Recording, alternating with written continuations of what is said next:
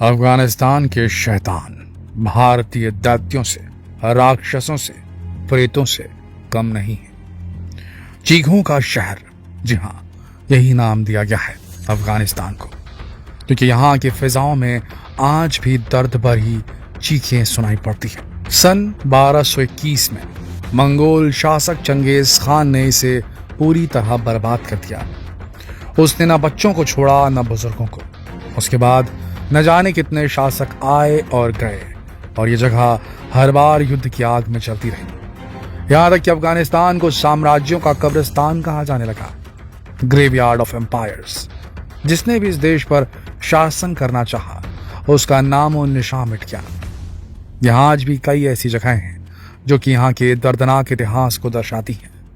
यहाँ कई जगह पर पैरानॉर्मल एक्टिविटीज दर्ज की गई हैं। आज के वीडियो में हम आपको अफगानिस्तान की उन जगहों के बारे में बताने जा रहे हैं जहां कई जगह शैतानी गतिविधियां आज भी जारी हैं। तो दिल थाम कर देखिए आज का ये वीडियो। कांधार का दानव। यह घटना अमेरिकी आर्मी के कुछ पायलट्स के द्वारा दर्ज की गई है। सन 2002 जब अमेरिकी सेना लगातार अफगानिस्तान में सक्रिय थी, तब पेट्रोलिंग में लगी एक टुकड़ी अचानक से कहीं गायब हो गई। इस आर्मी पेट्रोलिंग पार्टी को ढूंढने के लिए दूसरी पेट्रोलिंग टीम भेजी गई। सर्चिंग करते हुए ये टीम एक पहाड़ी तक जा पहुंची जहां शायद कभी कोई नहीं आया था। वहां एक गुफा थी जिसके चारों तरफ कंकाल बिखरे पड़े थे। इसके अलावा आर्मी के इस्तेमाल किए हुए कम्युनिकेशन सेट भी वहां दिखे, जिससे पेट्रोलिंग पार्टी समझ गई कि सेना की टुकड़ी यहां तक आई थी। लेकिन उनके साथ हुआ क्या होगा, ये उनके लिए एक पहेली बन गया था। तभी टीम ने कुछ हलचल सुनी। आर्मी टीम एक्टिव हो गई तुरंत और हमले की पोजीशन में आ गई। टीम को पहले लगा कि अंदर शायद कोई बड़ा जानवर हो सकता है, लेकिन टीम के होश तब उड़ गए जब अंदर से एक विशालकाय दानव जैसा दिखने वाला 12 से 15 फीट का एक शख्स उनकी तरफ लपका। उस शख्स के लाल रंग के लंबे बाल और दाढ़ी थी। उसका वजन कोई 1500 पाउंड रहा होगा। उसके हाथों और पैरों में 6 उंगलियां थी। एक सैनिक तुरंत गन लेकर उस शख्स की तरफ भागा और लगातार शूट करने लगा, लेकिन उस पर गोलियों का कोई ज्यादा असर नहीं हो रहा था। टीम ने जब ये देखा तो पूरी टीम ने एक साथ मिलकर उस पर फायरिंग शुरू कर दी। थोड़ी देर में वो दानव बेहोश होकर गिर पड़ा, लेकिन उसका शरीर फिर भी हिल रहा था। सैनिकों ने उसके सिर में दर्जनों कारतूस खाली कर दिए। आखिरकार दानव की मौत हो गई। कहा जाता है कि इस ऑपरेशन में एक सैनिक की भी मौत हो गई थी। सैनिकों ने बताया कि वो दानव अपने 2 कदमों से 40 किलोमीटर की दूरी नाप सकता था। टीम ने आर्मी बेस से कांटेक्ट किया और एक बड़ा हेलीकॉप्टर मंगवाया था ताकि इस दानव को गुफा से लाया जा सके। इस घटना के कई साल बाद अमेरिकी एयरफोर्स ने जंगल में 21,600 पाउंड एक्सप्लोजिव से भरा विशाल बम गिराया।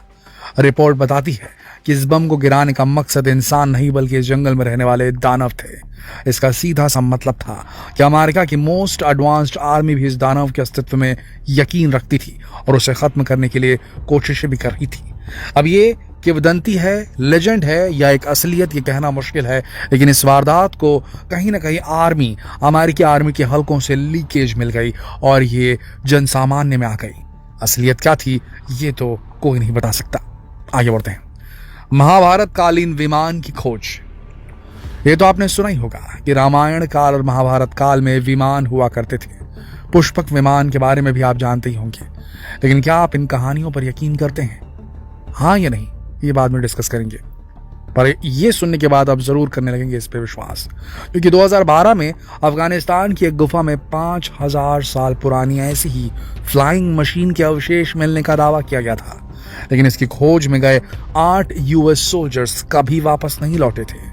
इतिहासकारों का दावा है कि विमान एक टाइम वेल में फंसा हुआ है, यानी कि समय का कुआं। इसके कारण सुरक्षित बना हुआ है। टाइम वेल इलेक्ट्रोमैग्नेटिक शॉकवेव से सुरक्षित एक एरिया होता है।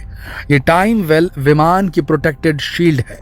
ये electron magnetic radiation gravity field जैसा ही होता है, जिसकी वजह से जो भी इसके पास जाने की कोशिश करता है वो गायब हो जाता है या उसे अपने अंदर खींच लिया जाता है। ऐसी किसी कुएं के बारे में, टाइम वेल, इसके बारे में सबसे पहले एल्बर्ट आइंस्टाइन ने दुनिया को बताया था। इस विमान में 4 मजबूत पहिए लगे हुए थे ऐसा बताया जाता है, और ये प्रज्वलन हथियारों यानी कि ब्लेजिंग वेपन से लैस था।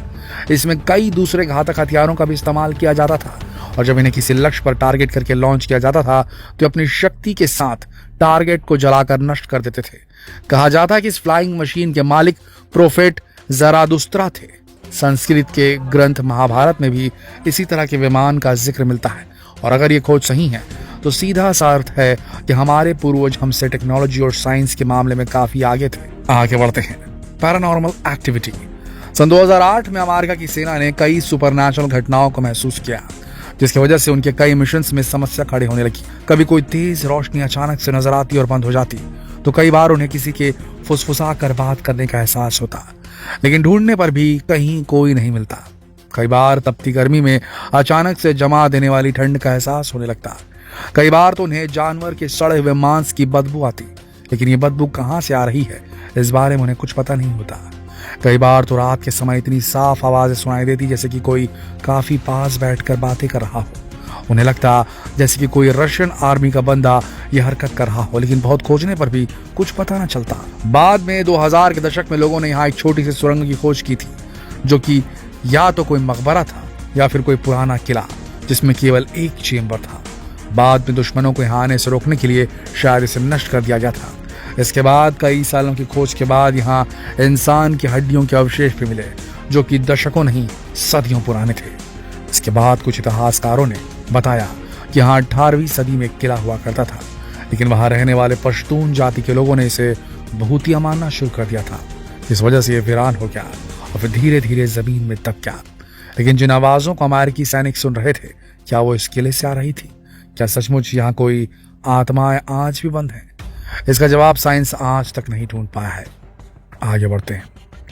1982 सोवियत सेना के साथ हुई अजीब घटना। 1982 में सोवियत सेना को बड़ा झटका लगा। उनके कई सैनिक युद्ध में भाग लेने तो गए, लेकिन कभी वापस नहीं लौटे। स्थानीय लोगों के हिसाब से उनके साथ कुछ ऐसी घटनाएं हुई जिनके बारे में आज तक नहीं कहा जा सकता कि किस वजह से हुई। जब सोवियत टैंक ने एमिर एजीए श्राइन पर हमला करना चाहा तो उनके टैंक मिट्टी में धंस गए। जब उन्होंने किसी हथियार का इस्तेमाल किया तो हथियार विफल हो गए। वहां मौजूद लोगों का कहना है कि जिस तरह से बड़े बड़े टैंक मिट्टी में धंसकर गायब हो रहे थे, ऐसा लग रहा था कि कोई उन्हें जमीन में नीचे खींच रहा हो, मानो कोई आसमानी शक्ति सोवियत सेना से सीधे मुकाबला कर रही हो। वहीं कई लोग इन दावों को सिरे से खारिज कर देते। उनके हिसाब से कोई अलौकिक घटना नहीं थी, बस एक इत्तेफाक था। लेकिन इत्तेफाक एक बार या दो बार हो सकता है। इतने सारे इत्तेफाक एक साथ एक जगह होना यकीन करने जैसा नहीं लगता।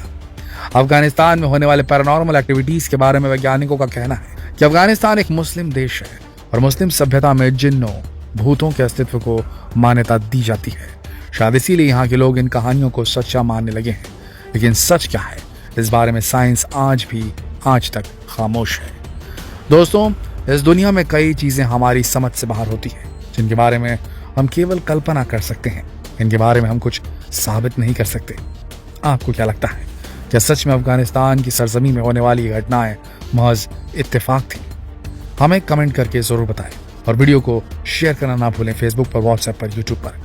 कल फिर मिलते हैं एक और दिलचस्प वीडियो में। तब तक के लिए आप सबका इस वीडियो के अंत तक बने रहने के लिए दिल से धन्यवाद।